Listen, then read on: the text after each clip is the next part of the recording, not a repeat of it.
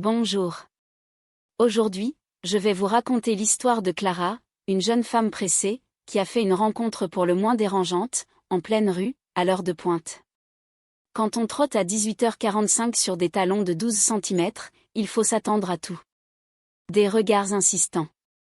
Des bousculades. Et parfois, à des rencontres hallucinantes. Ce soir-là, Clara était pressée. Vraiment pressée. Elle devait absolument passer chez le cordonnier récupérer le double des clés de son appartement. Le matin même, elle avait décidé d'en faire un exemplaire. Comme disait toujours sa grand-mère, on ne sait jamais. La boutique fermait à 19h. Impossible d'écourter sa réunion. 18h50. Elle descend du bus. Évidemment, le cordonnier se trouve tout au bout de la rue. Et pas une petite rue. Non. Un boulevard interminable. 9 minutes. Puis 8. C'était jouable. À condition que la boutique ne ferme pas en avance. Ce serait vraiment trop bête. Alors Clara avance.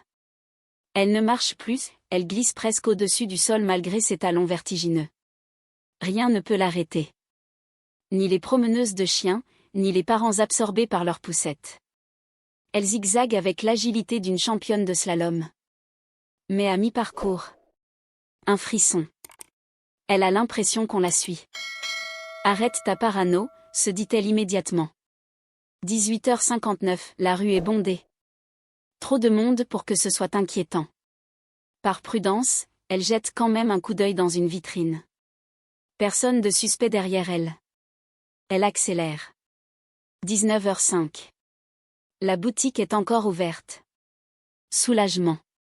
Le cordonnier, bavard comme toujours, lui rend son trousseau et en profite pour lui faire un long discours passionné sur les mécanismes internes d'une serrure compliquée.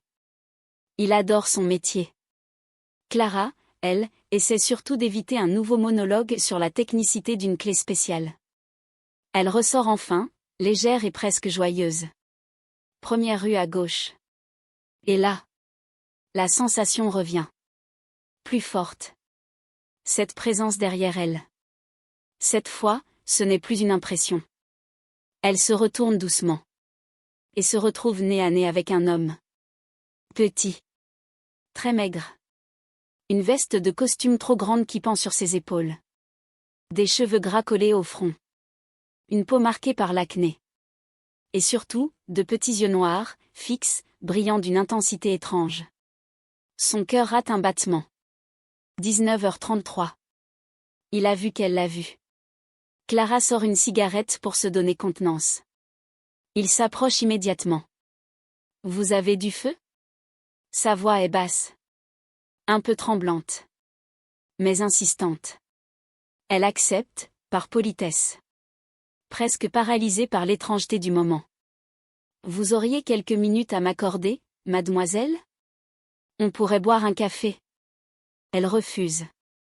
Poliment. Il insiste. Un restaurant. Une bougie. Un verre. Clara sent le malaise monter. Ce n'est pas un simple dragueur maladroit. Il l'a suivi plus d'une demi-heure. Elle reprend sa marche. Il marche à côté d'elle. Il propose un cocktail. Puis du champagne. Clara garde les yeux fixés sur le trottoir. Puis il lâche, d'une voix presque fière. Je vous ai suivi parce que j'aime vos chaussures, et vos pieds. Je suis fétichiste. C'est normal. Le mot tombe comme une pierre dans l'estomac. Je vous donne 50 € si vous me laissez, les admirer de près. Clara s'arrête net. Il continue. 150, puis 200 €. Il précise qu'il n'est ni malade ni violent, qu'il ne toucherait rien d'autre. Qu'il regarde seulement. Il propose même plus d'argent si elle lui laisse son collant porter toute la journée. L'air devient lourd. Étouffant. Clara sent la nausée monter. Son imagination lui joue des tours, et l'image qu'elle se fait de la scène lui donne envie de fuir. Il insiste. Il parle de femmes qui acceptent. De 5 minutes sous un Porsche. Personne ne verra rien. Clara élabore déjà un plan. Son genou est prêt à se défendre. Elle repère un salon de coiffure encore éclairé un peu plus loin. Plan B, s'y réfugier. Plan C, courir en criant. Il continue son discours, presque théorique. Il parle de reportages télévisés. D'interviews. Comme si cela rendait la situation normale. 19h54. Il faut que ça s'arrête. Clara s'arrête brusquement. Elle le regarde droit dans les yeux pour la première fois. Sa voix tremble, mais elle tient bon. Vous me faites peur. Et je ne veux pas. Même pour 1 milliard. Ce n'est pas mon truc.